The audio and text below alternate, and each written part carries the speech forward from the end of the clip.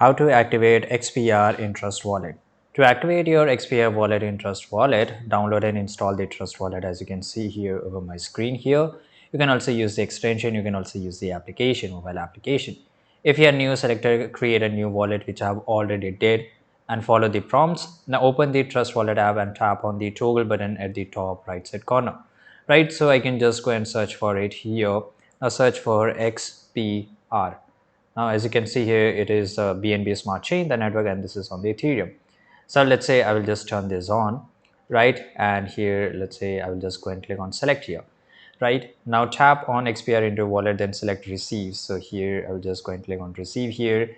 Now you can back up your recovery phrase, right? And this address will be used to send XPR to your wallet. To activate your wallet, you need to deposit at least one XPR.